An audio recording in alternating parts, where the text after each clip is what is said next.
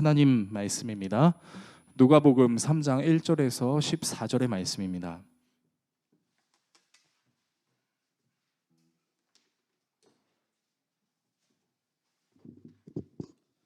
신약성경 91페이지 내지는 92페이지에 있는 누가복음 3장 1절에서 14절의 말씀입니다. 한 절씩 교독하시고 마지막 절은 같이 읽도록 하겠습니다. 디베rio 황제가 통치한 지 15해 곧 본디오 빌라도가 유대의 총독으로, 헤롯이 갈릴리의 분봉왕으로, 그 동생 빌립이 이두레와 드라고닛 지방의 분봉왕으로, 루사니아가 아빌레네의 분봉왕으로, 안나스와 가야바가 대제사장으로 있을 때에 하나님의 말씀이 빈 들에서 사가랴의 아들 요한에게 임한지라. 요한이 요단강 부근 각처에 와서 죄 사함을 받게 하는 회개의 세례를 전파하니, 선지자 이사야의 책에 쓴 바 광야에서 외치는 자의 소리가 있어 이르되, 너희는 주의 길을 준비하라, 그의 오실 길을 곧게 하라. 모든 골짜기가 메워지고 모든 산과 작은 산이 낮아지고 굽은 것이 곧아지고 험한 길이 평탄하여 질 것이요, 모든 육체가 하나님의 구원하심을 보리라 함과 같으니라.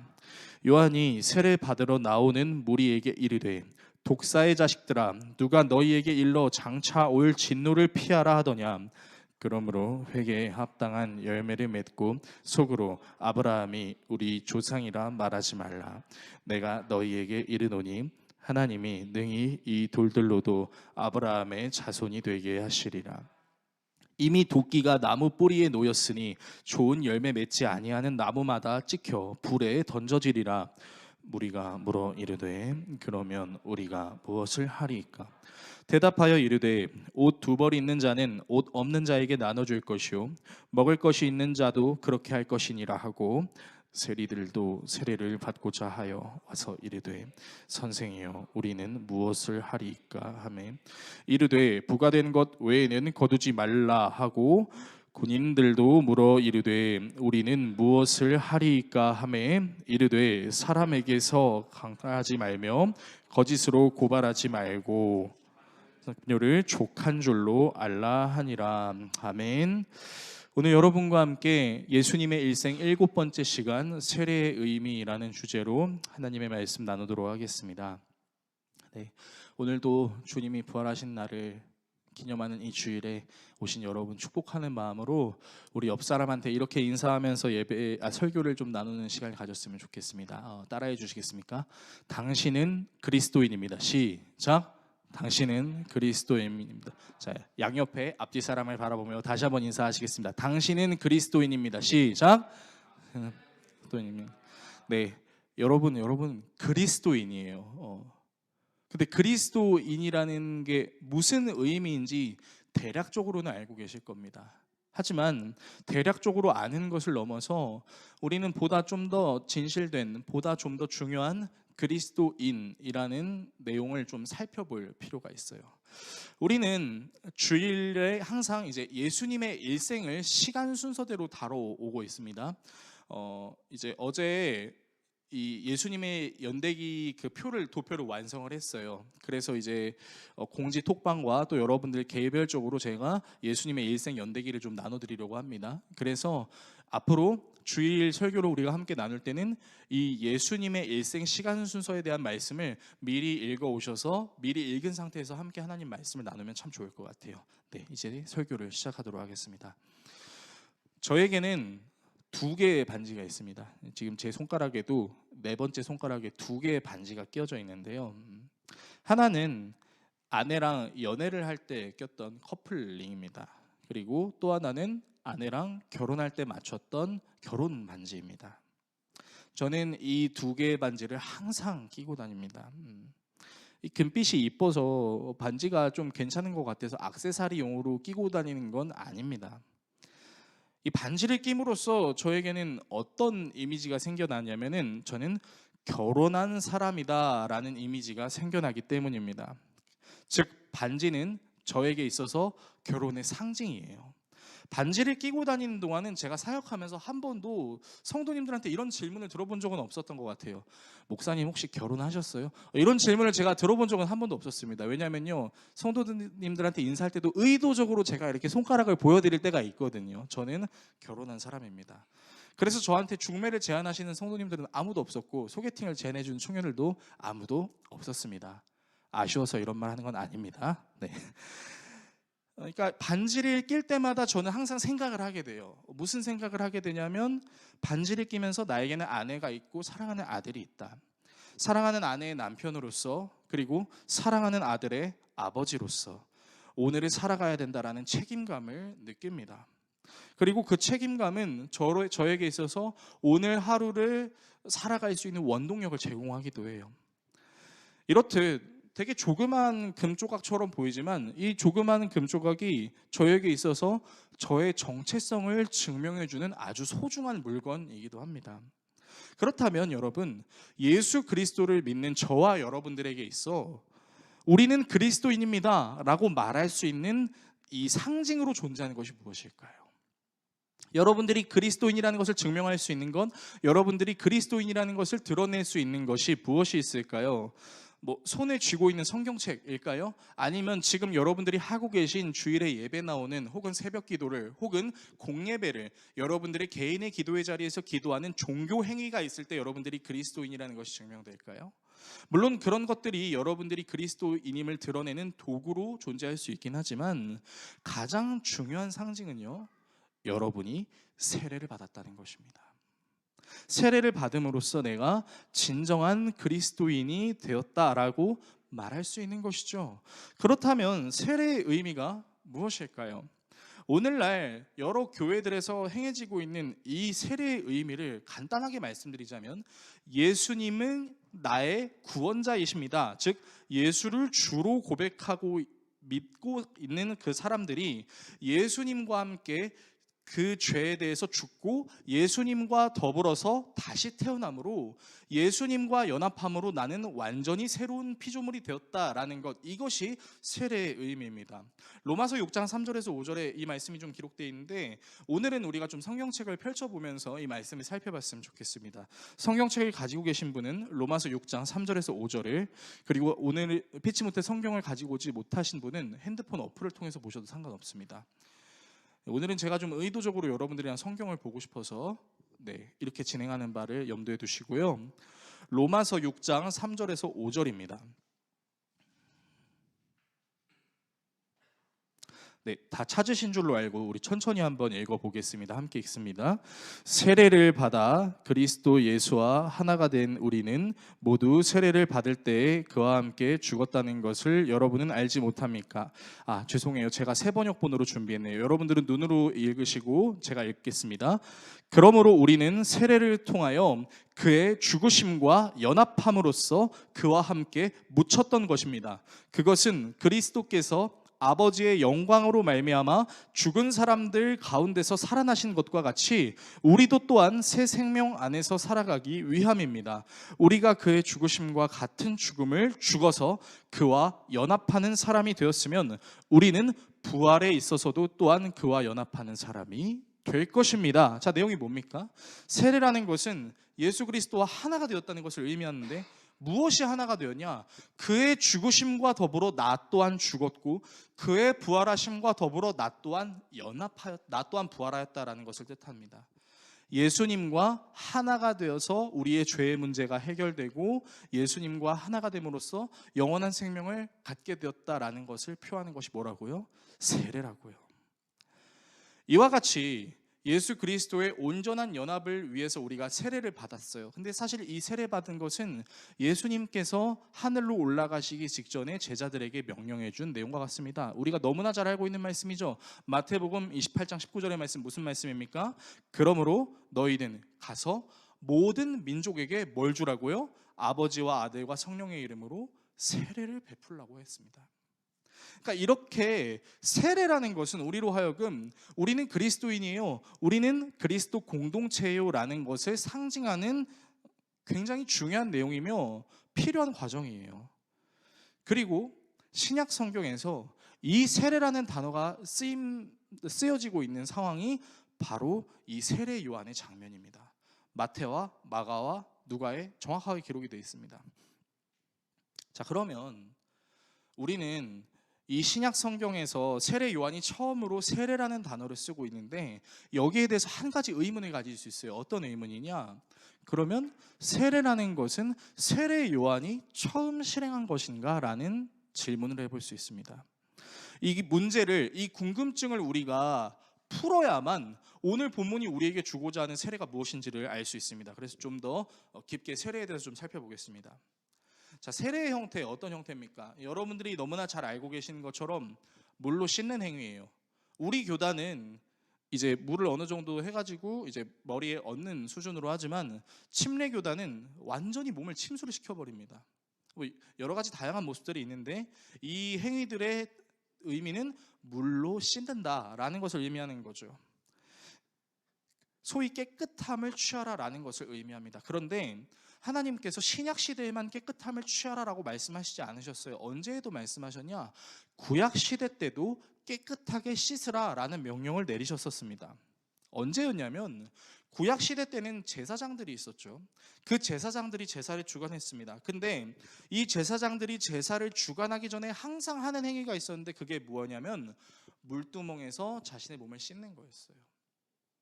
하나님께 예배를 드리기 전 나의 더러워진 육체를 씻는다라는 개념을 갖고 있습니다. 거룩한 곳에서 물로 씻어야 되는 거죠. 그럼 제사장만 씻었을까요? 그렇진 않습니다.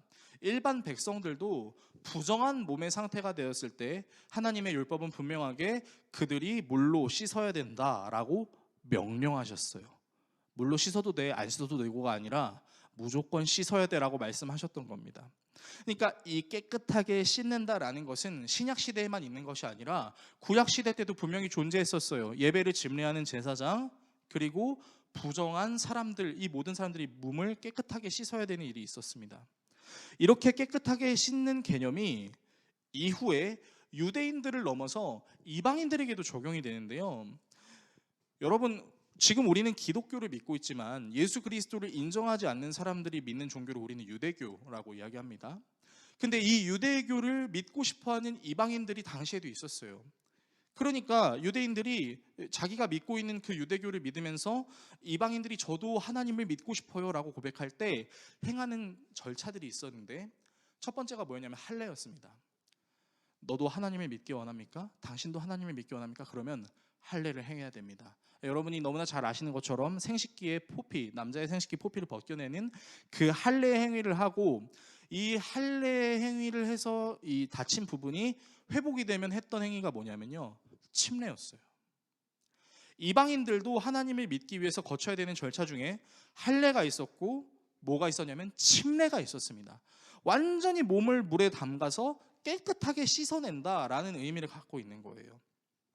그리고 나서 씻은 다음에는 율법을 낭독합니다. 그리고 제사장이 축도를 해요. 그리고 그 모든 순서를 마치게 되면 유대인은 새롭게 되었습니다 라고 선포를 하게 되는 거죠. 그래서 여기서 이제 물에 잠기는 개념을 우리가 알고 있는 세례의 개념과 접목을 시켜도 괜찮습니다. 그러니까 세례 요한이 세례를 행했다는 것이 그러면 세례 요한이 가장 최초로 세례를 준 사람입니까? 라고 누군가가 말한다면 그거는 아닙니다 라고 말할 수 있다는 거죠. 이미 구약에 씻는 행위들이 있었고 이방인들이 하나님을 믿고 싶어서 개종하게 될 때 거치는 절차가 침례가 있었던 것처럼 말입니다. 그런데 여기서 이 세례의 기원들을 살펴보면서 여러분 우리가 한 가지 체크해야 될 부분이 있어요. 그것이 무엇이냐면 유대인들 중에 제사장이나 부정한 사람이 몸을 깨끗하게 씻는 경우도 있었고 이방인들이 개종할 때 침례하는 경우도 있었어요. 그런데 유대인들은 딱히 이 침례나 씻는 행위를 그렇게 하지는 않았었습니다. 제사장이나 부정한 사람이나 개종하는 사람을 제외한 다른 사람들은 몸을 씻는 거룩한 행위를 하지 않았어요. 왜일까요? 왜일까요? 그 이유가 정확하게 레위기 12장에 나와 있습니다. 우리 성경을 펼치겠습니다. 레위기 12장이에요. 12장의 내용은 많지 않습니다. 그래서 이 내용을 저와 여러분이 같이 좀 읽어봤으면 좋겠습니다. 구약성경 레위기 12장 왜 이들이 세례를 받지 않았는가에 대한 내용이 나와 있습니다. 같이 한번 읽어보겠습니다. 시작. 여호와께서 모세에게 말씀하여 이르시되 이스라엘 자손에게 말하여 이르라. 여인이 임신하여 남자를 낳으면 그는 이레 동안 부정하리니 곧 월경할 때와 같이 부정할 것이며 여덟째 날에는 그 아이의 포피를 벨 것이요 그 여인은 아직도 33일을 지내야 산열이 깨끗하리니 정결하게 되는 기한이 차기 전에는 성물을 만지지도 말며 성소에 들어가지도 말 것이며 여자를 낳으면 그는 2일 동안 부정하리니 월경할 때와 같을 것이며 산열이 깨끗하게 되면 66일을 지내야 하리라. 아들이나 딸이나 정결하게 되는 기한이 차면 그 여인은 번제를 위하여 1년 된 어린 양을 가져가고 속죄죄를 위하여 집 비둘기 새끼나 산 비둘기를 회막 문 제사장에게로 가져갈 것이요 제사장은 그것을 여호와 앞에 들여서 그 여인을 위하여 속죄할지니 그리하면 산열이 깨끗하리라. 이는 아들이나 딸을 생산한 여인에게 대한 규례니라. 그 여인이 어린 양을 바치기에 힘이 미치지 못하면 산 비둘기 2마리나 집 비둘기 새끼 2마리를 가져다가 하나는 번제물로 하나는 속죄제물로 삼을 것이요 제사장은 그를 위하여 속죄할지니 그가 정결하리라. 아멘. 자, 말씀해 보세요. 여호와께서 이제 모세에게 말씀하시는데, 자, 이제 이스라엘 자손들이 태어나게 되면 해야 될 절차들을 얘기하는 겁니다. 남자 아이는 태어난 지 8일 만에 할례를 행하라고 얘기했어요. 그리고 여자 아이는 그와 같은 행위를 하진 않지만 남자 아이를 낳은 산모는 정결하게 되는 기한을 채웠어야 됐습니다. 마찬가지로 여자 아이를 낳은 산모도 정결하게 되는 기한을 채웠어야 됐어요. 33일, 66일. 이 33일, 66일이라는 시간 동안 산모는 자기의 몸을 깨끗하게 만드는 시간이 갖습니다. 그리고 이 할례와 깨끗하게 되는 기한을 거치게 되면 뭘 해요? 지금 성전으로 가서 예배를 드려요. 번제와 속죄제를 드립니다. 이 2가지를 드림으로써 무엇이 완성되냐? 내 아들은, 내 딸은 하나님의 백성입니다 라는 것을 선포하는 거예요. 그러니까 이제 요즘 우리 시대로 치면 약간 이런 거랑 비슷할 수 있죠. 이제 아이를 낳은 부모들이 내 아이가 하나님의 백성이 됐으면 좋겠어요 라는 마음으로 뭐 받는 거? 유아세례 받는 거. 그거랑 비슷한 개념이라고 생각을 하시면 되겠습니다. 남자는 할례를, 그리고 산모는 7일 동안, 여자아이의 경우 할례는 하지 않지만 14일 동안 그 부정한 기간들이 있어서 33일, 66일의 정결 기한을 채우고 번제와 속죄제를 드림으로써 하나님의 백성이에요, 깨끗한 상태입니다라는 것을 선포하는 거예요. 정리하면요, 이스라엘의 남자아이나 여자아이는 뭐를 받을 필요가 없는 거예요? 세례를 받을 필요가 없는 거예요. 이미 정결 기한을 채우고 번제와 속죄제를 드렸기 때문에 그것 때문에 깨끗함을 받았으니까 더 이상 씻을 필요가 없는 거죠. 그런데 세례 받을 필요가 없는 유대인들이 세례를 받는 장면이 바로 오늘 우리가 읽은 누가복음의 본문이라는 것입니다. 이 세례 요한이 세례를 베풀려고 할 때 세례를 받으러 나오는 사람들이 어떤 사람들이었을까요? 이 누가복음 3장과 같은 내용을 다루고 있는 복음서를 좀 살펴보겠습니다. 마태복음 3장입니다. 여러분 성경을 펼치셔서 그 전 장면에 있는 마태복음 3장 5절에서 7절을 좀 살펴보도록 하겠습니다. 자, 마태복음 3장 5절에서 7절을 같이 읽겠습니다. 이때에 예루살렘과 온 유대와 요단강 사방에서 다 그에게 나아와 자기들의 죄를 자복하고 요단강에서 그에게 세례를 받더니 요한이 많은 바리새인들과 사두개인들이 세례 베푸는 데로 오는 것을 보고, 여기까지 읽겠습니다. 자, 말씀해 보시면 예루살렘과 온 유대와 요단강 사방에서 지금 세례 요한에게 세례를 받는 사람이 나오고 있는 거예요. 누구를 가리키는 거냐? 유대인들을 가리키는 겁니다. 심지어 율법을 가르치던, 또 율법을 연구하던 바리새인과 사두개인들도 지금 세례 요한한테 세례를 받으러 나오는 거예요. 그러니까 우리는 이 본문을 보면서 좀 혼란스러울 수 있는 거는 아니 세례를 받지 않아도 되는 이 유대인들이 왜 세례를 받으려고 세례 요한한테 나오고 있나라는 장면을 우리가 생각해야 되는 거예요. 실제로 세례 요한이 회개하라, 천국이 가까이 왔다, 세례를 받으라 라고 그 광야에서 선포하는 메시지를 들으면서 세례를 받으러 나오는 사람들도 있었지만 혼란스러워하는 사람들도 있었습니다. 당신이 뭔데 우리에게 세례를 줍니까? 요한복음에 나와 있죠. 당신이 엘리야예요? 당신이 선지자예요? 왜 우리에게 세례를 베풉니까? 라고 말하는 사람들도 있었습니다. 세례를 받지 않아도 되는 유대인들에게 세례를 받으라고 하는 이 세례 요한의 말이 굉장히 이상하게 느껴질 수 있다라는 거죠. 자, 그렇다면 여러분 우리가 고민해야 되는 건 지금 세례 요한이 여러분 와서 세례를 받으세요라고 얘기하는 게 단순히 여러분은 하나님의 백성입니다 라는 것을 인증해 주는 수단으로서의 세례가 아니라는 걸 우리는 생각해 볼 필요가 있어요. 그러면 세례 요한이 행하려고 했던 이 세례의 의미가 단순히 정결 예식, 단순히 넌 하나님의 백성이야 라는 것을 인증해 주는 수단만이 아니라면, 그렇다면 세례 요한이 베풀려고 했던 세례의 의미는 무엇일까요? 그것이 오늘 본문에 나와 있는데 누가복음 3장 3절에서 6절은 이렇게 기록하고 있습니다. 제가 읽어드립니다.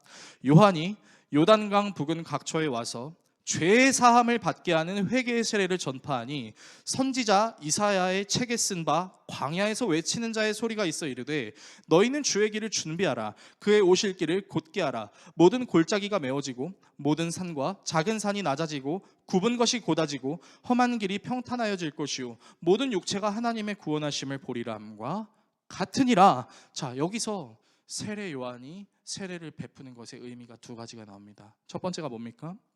자신의 죄를 자복하고 회개하게 하는 것, 이것이 세례의 첫 번째 의미고요. 두 번째는 다가오실 메시아를 준비하는 태도입니다. 다시 말씀드립니다. 세례 요한이 선포했던, 세례 요한이 행했던 세례의 두 가지 의미는 회개, 자신의 죄를 자복하고 회개하게 할 것과 다가오실 메시아를 준비하라, 이 두 가지입니다.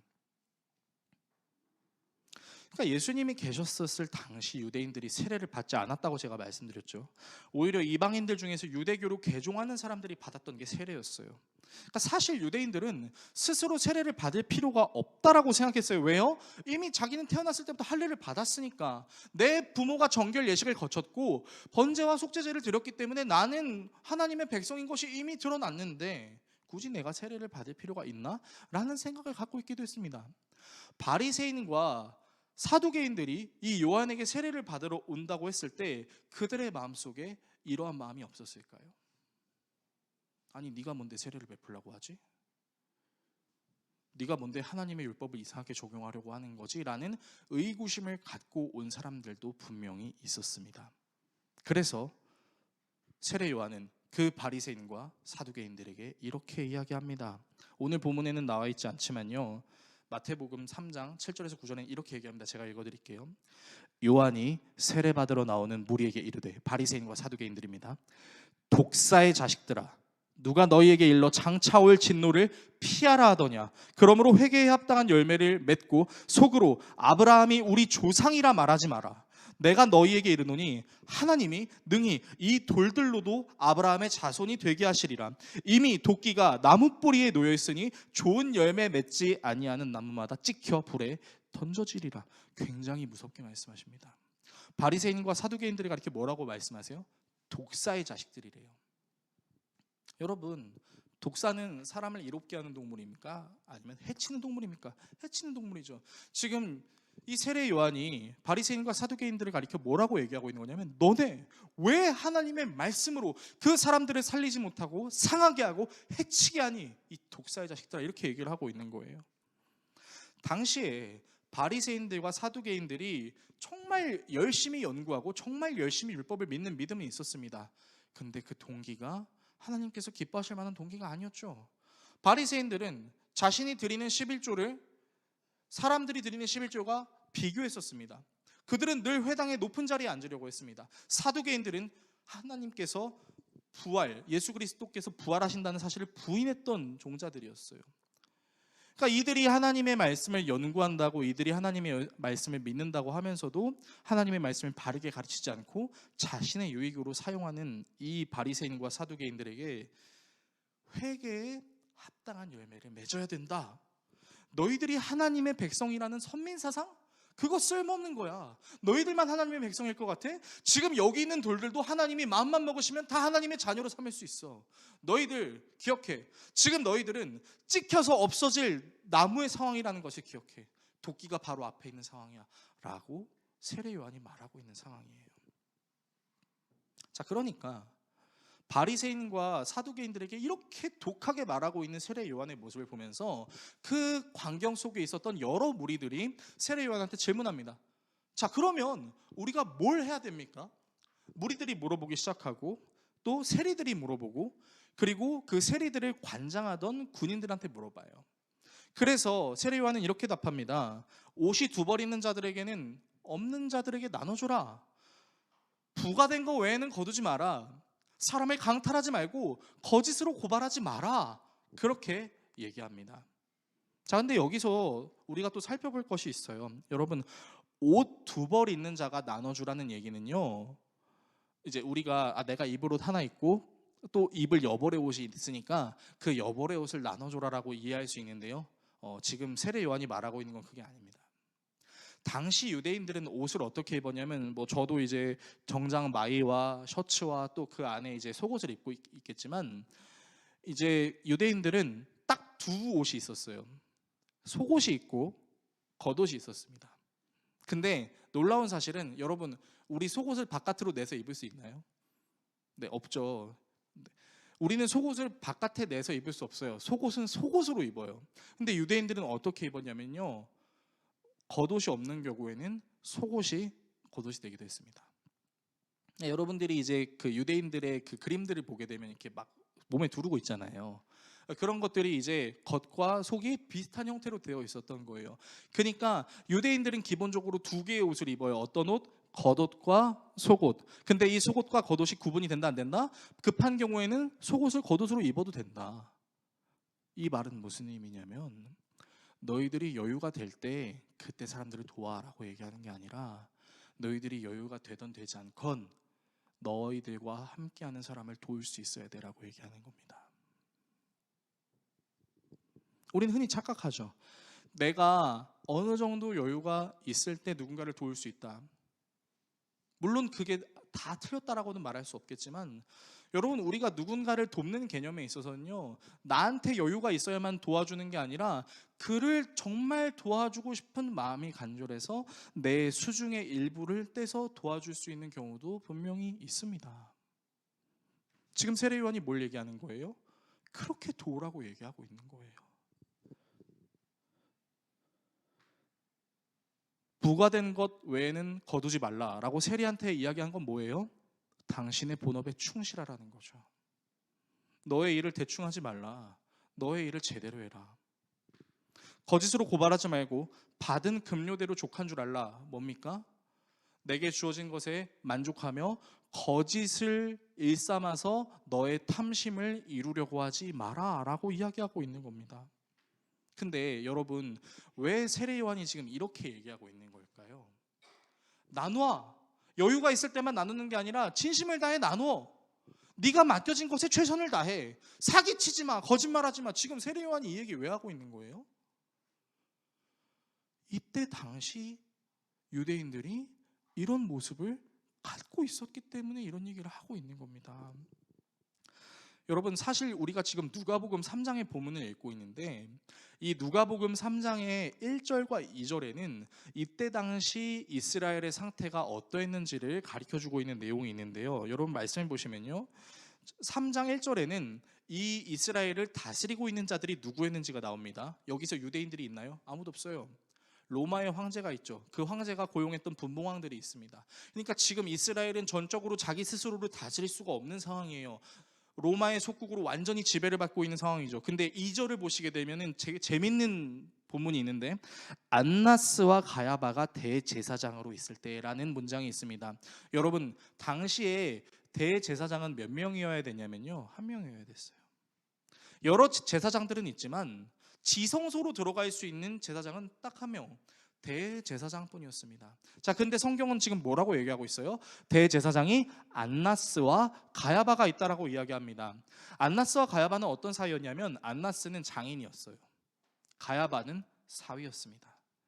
나중에 여러분들이 요한복음을 읽게 되시면 예수님이 신문을 받는 장면들이 나오게 되는데, 신문의 과정이 가장 먼저 대제사장이 검문을 해야 될 거 아니에요. 누가 먼저 만나냐면 안나스가 먼저 만나요. 근데 되게 웃기는 것은 당시 안나스는 사실은 대제사장 직위를 내려놓은 상황입니다. 당시 안나스에게는 문제가 있었어요. 그래서 안나스가 대제사장 직위를 이제 온전히 수행할 수 없으니까 누구에게 대제사장을 넘기냐면 가야바에게 넘기는 거예요. 근데 가야바에게 대제사장의 직위를 넘기면서 이미 대제사장 직위가 끝났음에도 불구하고 대제사장 직위를 계속해서 하고 있는 겁니다. 그러면 가야바는 뭐예요? 바지사장이죠. 근데 지금 이 바지사장으로 세우는 직무가 뭐예요? 대제사장. 하나님을 예배하는 행위를 가장 앞서서 해야 되는 사람이 지금 뭐 하고 있는 거예요? 부정 행위를 하고 있는 거죠. 당시 이스라엘은요, 엄청나게 부패해 있었습니다. 그들이 하나님을 믿는다, 다시 오실 메시아를 기다린다 라고 생각하면서도 의롭게 사는 유대인들이 아예 없지는 않았겠으나, 그 유대인들 가운데에는 자신의 직무에 온전히 종사하지 않고 대충대충 일하면서 오히려 세금은 더 과하게 부과함으로 자신의 유익과 이득을 취하려는 세리와 군인들이 있었고, 그런 상황과 환경으로 인해서 피폐해진 유대인들의 마음속에는 누군가를 사랑하고 돕는 것조차 온전히 하지 못하게 됐다는 거. 여러분, 그래서 우리가 저번에 살펴봤잖아요. 예수님이 말구유에 태어났는데 우리가 한번 상상해 봤을 때 정말 예수님, 요만한 그 예수님을 놓을 자리가 정말 없었을까? 유대인들이 얼마나 강팍하고 얼마나 자기들밖에 모르는 상황이었으면 예수님, 아기 예수님을 모실 수 있는 공간이 요만큼도 없었는가? 우리가 그 말씀 나누지 않았습니까? 그러니까 유대인들이요, 타락할 대로 타락하고 자기의 행위를 해야 되는 것을 전혀 하지 못하는 상황이었어요. 그러니까 우리는 이 본문들을 통해서 종교 권력과 정치가 얼마나 부패했는지를 알 수 있는 거죠.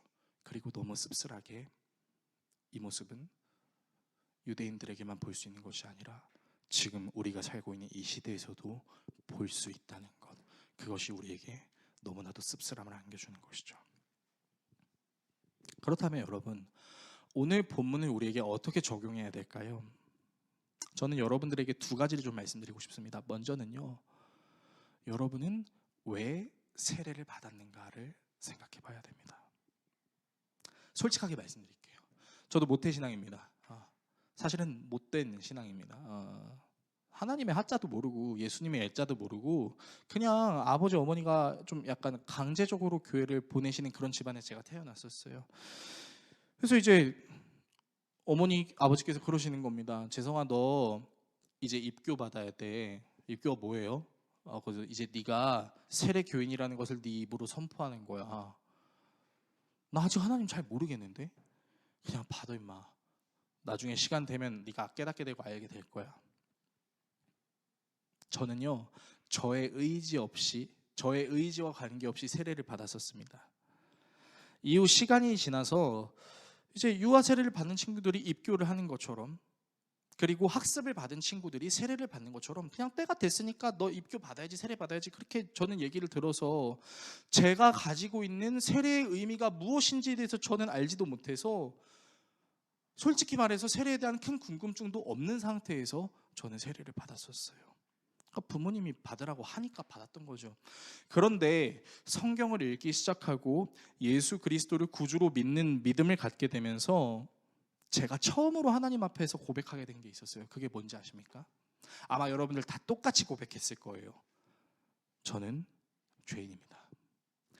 제가 세례의 의미를 깨닫게 되면서 하나님께 고백할 수 있었던 게 무엇이냐면, 나는 죄인입니다 라는 것을 깨달았다는 것입니다. 그리고 첫 번째 은혜가 나는 죄인입니다라는 것을 깨닫고 고백하는 것이라면, 그 다음의 은혜는 나를 구원하신 하나님의 은혜가 오늘 나를 살게 한다라는 것입니다. 그래서 세례는 그냥 머리에 물 깔짝 얹는다고 그냥 그 행위를 하는 그 순간에만 반짝 빛나는 것이 세례가 아니라, 오늘 내가 어떻게 살아야 되는지를 정의 내려주고 떠올리게 해주는 것이 바로 세례라는 겁니다. 여러분, 그래서요, 진정한 세례를 알고 진정한 세례를 받은 사람들에게는 세 가지가 따라와야 됩니다. 첫 번째는 뭐냐면요, 자복이에요. 내가 하나님 앞에서 죄인입니다라는 것을 인정하는 것, 바로 이것이 자복이죠. 하나님, 제가 잘못했어요. 하나님, 제가 생각해보니까 이런 죄를 지은 것 같아요. 자복에서 끝나야 됩니까? 아니죠. 뭐가 연결돼야 돼요? 회개가 연결이 돼야 됩니다. 내가 하나님으로부터 멀어지는 길을 걷고 있었다면 이제는 다시 하나님께로 돌이키는 회개, 돌이킴의 역사가 있어야 되는 거죠. 그러면 자복에서 회개로 됐고, 회개가 뭐로 연결돼야 될까요? 회개는 열매로 연결이 돼야 됩니다. 올바른 회개를 하기 위해서 하나님께서 우리에게 궁금하게 하시는 게 뭔지 아세요? 내가 이 땅에서 어떻게 살아야 되지?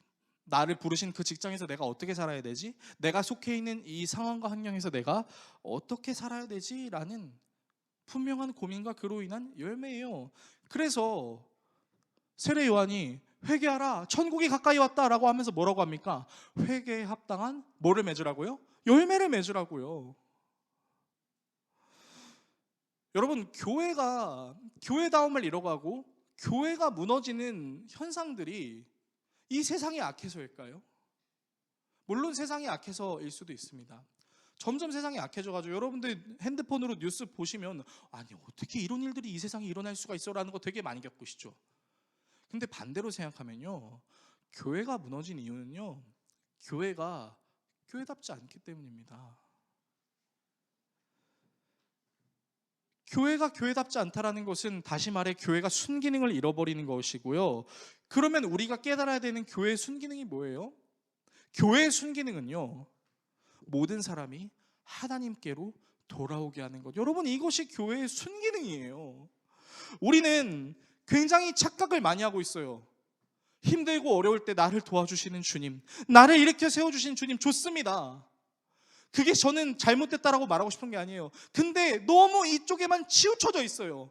그러니까 교회가 내가 원하는 위로의 메시지를 주지 않으면, 교회가 내가 원하는 격려의 메시지를 주지 않으면 싫은 거예요. 아, 왜 맨날 교회에서 회개하라고 잔소리해? 아, 왜 맨날 교회에서 너의 죄를 자복하라고 잔소리를 하나? 당신이 그렇게 잔소리하지 않아도 나한테 죄 많은 거 아는데 그냥 나 위로해주면 안 돼? 여러분, 정말 많은 사람들이 이런 생각 가지고 교회에 오는 경우가 허다합니다. 사실 위로받고 싶죠. 여러분들이 주중에 얼마나 고생하시는지 잘 알고 있습니다. 여러분들의 하루 먹고 사는 문제를 해결하기 위해서 여러분들의 직장 속에서 정말 보람차게 열심히 해보겠다고 딱 그곳에 발을 디디렸는데, 생각과 다른 그 직장과 생각과 다른 그 환경의 모습 때문에 여러분들 실패하고 좌절하고 하나님 왜 나를 여기로 보내셨어요? 라고 물어보고 싶은 순간들이 정말 많았겠죠. 그러니까 교회에 오면 목사가 설교를 할 때 목사님 그냥 나 좀 힘들게 사는데 위로 한마디 그냥 해주시면 안 되나요? 라는 마음이 솔직히 들 수도 있습니다. 그런데 거기에 너무 치중되면 교회가 잃어버릴 수 있는 순기능이 있다고요. 뭐가요? 회개. 자복과 회개와 회개의 열매를 이룰 수 없게 돼요.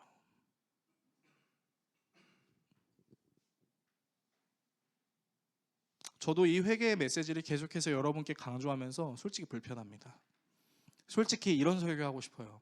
여러분, 하나님의 이름을 부르십시오. 입을 크게 벌리세요. 여러분들이 행하고 하지 않은 모든 건 하나님이 이루실 겁니다. 기도하세요. 얼마나 좋아요. 여러분들이 생각하는 거 다 이루어지고 여러분들의 생사화복을 모두 주관하시는 하나님께서 여러분들에게 큰 복을 주신다는 설교만 하면 얼마나 좋겠어요. 근데 하나님이 그것을 위해서 이 땅에 내려오셨나요? 우리를 회개하게 하시기 위해서 예수 그리스도께서 이 땅에 내려오셨다는 것을 우리는 알고 있잖아요. 여러분, 한국 교회의 가장 큰 부흥의 역사가 이제 뭐 사람들마다 그 견해가 다르지만 저 같은 경우에는 1970년대, 80년대에 정말 한국 교회에 큰 부흥이 있었다고 생각합니다.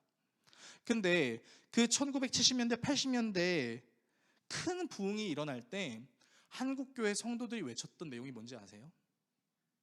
하나님 복 주세요. 이것만 외쳤을까요? 아니요. 그때 한국 교회가 뭘 외쳤냐면요, 회개를 외쳤습니다. 그리고 2000년대에 정말 엄청난 회개의 찬양이 나와서 모든 사람이 눈물을 흘리면서 불렀던 찬양들이 있습니다. 아마 여기 계신 이제 우리 중년 성도님들은 다 이 찬양을 아실 거예요. 찬양의 가사가 이거예요. 이 땅에 황무함을 보소서. 하늘의 하나님, 긍휼을 베푸시는 주여, 우리의 죄악을 용서하소서. 이 땅을 고쳐주소서. 이제 우리 모두 하나 되어 이 땅에 무너진 기초를 다시 쌓을 때 우리의 우상들을 태우실 성령의 불 임하소서. 여러분, 한국교회는요, 회개의 찬양, 회개의 선포, 회개의 열매를 간구함으로 여기까지 성장하게 됐습니다. 그런데요, 너무 씁쓸한 건요, 요즘 정말 인기 있는 찬양들의 내용이 다 이거예요. 주님은 내 마음을 아시네. 주님이 나를 위로하시네. 주님이 나를 세우시네. 주님이 아픈 나를 돌보시네. 주님이 상처 입은 나를 보시네. 회개를 선포하던 찬양의 흐름이 나의 감정에 공감하고 위로해주고 나한테 우쭈쭈 잘하고 있어 라는 찬양의 모습으로 점점 다운되고 있는 것을 여러분들은 좀 느끼실 필요가 있습니다. 저는 그 찬양이 잘못됐다라고 얘기하고 싶진 않습니다. 다만 교회가 부흥했을 때는 언제라고요? 하나님 앞에 내 죄를 자복하고 회개하고 열매를 맺었을 때, 그때 한국교회는 진정한 부흥, 진정한 회복을 맞이하게 됐습니다. 그래서 여러분께 권합니다. 여러분, 진정한 부흥, 진정한 회복은요, 회개라는 이름으로 받은 세례와 회개의 열매를 맺기를 원하는 마음으로 나아가는 세례의 모습이 있을 때 가능합니다. 그래서 세례를 받은 자들에게는요, 나는 주님 앞에 죄인입니다를 인정함과 동시에 주님의 나라를 위해 살기를 원합니다. 다시 오실 예수 그리스도를 내가 기다리는 마음으로 살기를 원합니다라고 선포할 때 진정한 부흥이 일어납니다. 그래서 성경은요, 부흥을요, 양적인 성장이라고 이야기하지 않습니다. 부흥의 원어는 무슨 의미냐면 회복입니다. 진정한 회개, 진정한 자복, 진정한 열매를 맺게 될 때 우리는 하나님께서 창조하셨던 원래 아름다운 하나님의 형상으로 회복되어져 가는 것, 이것이 그리스도인으로 살아가는 성화의 과정이고, 이 성화가 나중에 영화로 언제 완성돼요? 다시 예수님이 이 땅에 오시게 될 때 우리는 영화로운 주님과 같은 존재로 완전한 새 사람으로 회복되어지는 것입니다. 저와 여러분이 회개를 통해, 회개의 세례를 통해 여러분들의 삶이 회복되는 부흥의 역사가 있기를 소망합니다. 더불어 우리가 속해 있는 이 거북섬 땅에서 진정한 회개의 메시지를 전함으로 거북섬에 하나님이 행하시는 부흥을 소망하는 여러분들이 되셨으면 좋겠습니다. 그래서 결론적으로 우리가 받은 세례가 단순히 의식적인 세례가 아니라 삶을 변화시키는 세례로 온전히 적용될 수 있기를 예수 그리스도의 이름으로 축원합니다.